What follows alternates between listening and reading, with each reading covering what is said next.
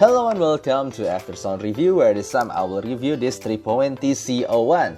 First of all, thank you for my friend Muhan who have lent me this IM so I could review it. Okay, let's start from the build, fit, frequency response, sound and comparison. Start from the build itself, it is definitely feels quite durable, especially in the housing. It is made of metal with mirror finishing. Actually, it's very similar to the Moondrop Kz Zs10pro.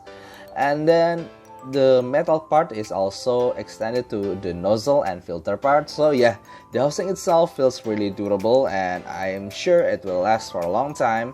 And the cable itself is not really good for me. It's just not good and not really good, but not really bad either. It's just so-so.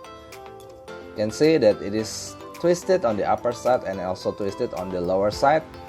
But for me, the good thing, the durable thing is definitely the housing itself, and thankfully it is detachable using the 0.78mm 2-pin connector. And then when it comes to the fitting alone, although it is made of metal and quite heavy to the touch, but I found no discomfort for using them for hours. It is really good and never bother my ears so much. So yeah, the fitting itself is quite good for my little Asian ears. And then when it comes to the sound, I will use my i5 XDSD and then Kudlix 5K, X-Duo, X10 and iBasso DX160, and these are the songs that I used. So the frequency response of the Tripowin, it is simply V-shape. I don't need to explain to you a lot about this frequency response. I believe that because the frequency is speak for itself. It is definitely V-shaped, how V-shaped it is. Now I want to compare them to the Harman IM like Moondrop Kz Zs10pro. You could see that this Kz Zs10pro is, let me change the color first. I will change to green so you can see it better. Yes, this Kz Zs10pro is definitely not as V-shaped. The bass is more subdued, although the sub bass is really good, but the mid bass to sub bass Tripowin has much more emphasis, and also the pinna gain and upper mid range of the Tin T2plus is more controlled for me. It is more balanced and the treble is faster in roll off. So yeah, Moondrop Kz Zs10pro definitely feels more smoother, more balanced for my ears. And this is how is it compared to the DF diffuse field neutral. This for me, the Swanner GX01. You could see that from this DF neutral-ish IM, this Tripowin, how V-shaped it is compared to the neutral IM like Swanner G. The bass, the upper mid, the lower treble, and how is it compared to the two IMs that I consider to be a bit V-shaped-ish. And this is the Tin T2plus and this is the HC Sound Hard Mirror, which both of them I really like. And yes, the Tripowin, it is the V-shaped-ish, the most V-shaped of them all. The bass, the upper mid, the lower treble around here, so yeah, it's just really V-shaped. Even I want to compare the Tripowin with this Kz Zs10pro. You know how much people say that how V-shaped the Kz is, the knowledge and it is all very V-shaped and this is the Kz Zs10pro. It is still not as V-shaped as the Tripowin. So yeah, there you go. The Tripowin is definitely V-shaped, even too V-shaped for my ears. I don't really enjoy the V-shapedness of it, but I know that there are some people that enjoy this kind of sound. Okay, when it comes to the sound, the Tripowin Tc01, as you have seen to the frequency response measurement, it is simply could be categorized as a V-shaped IM.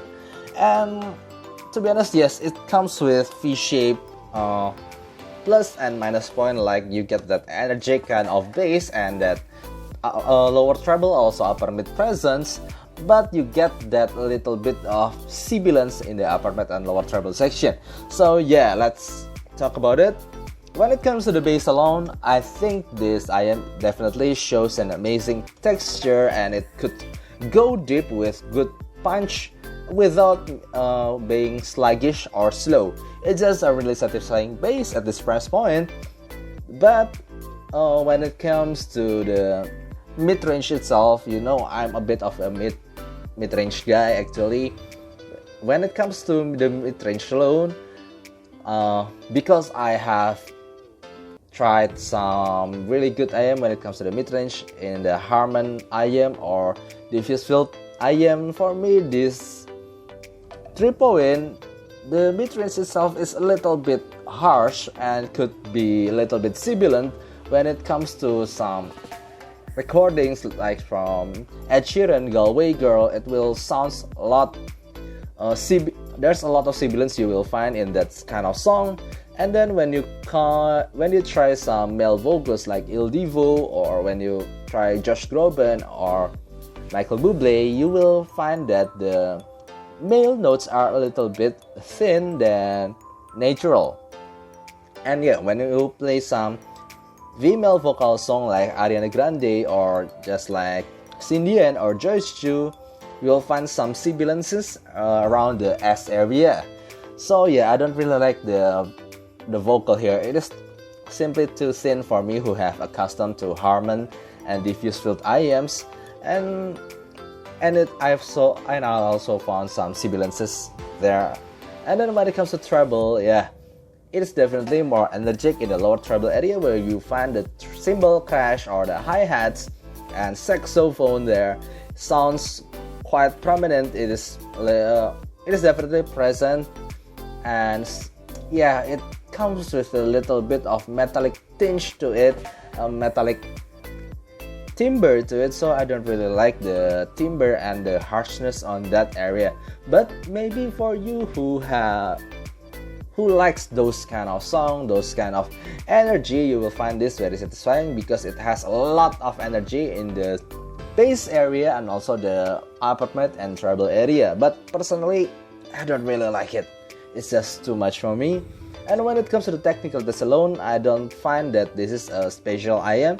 I mean, when it comes to the soundstage alone, I have heard some IMs giving more soundstage and more 3D, although it definitely gives some 3Dness to it, but in a more kind of little ball presence here, not a grandiose music hall or something like that. It's just a small 3D kind of sound. And when it comes to separation, I don't find that this IM is the best. It's just okay-ish at this price point. And the imaging itself is also not really good. It's just a small soundstage, like I said, with not really good separation also. So for me, this IM is, I don't find a lot of hype point at this point. Let me tell you, when it comes to comparison, I will compare them with this Kz Zs10pro.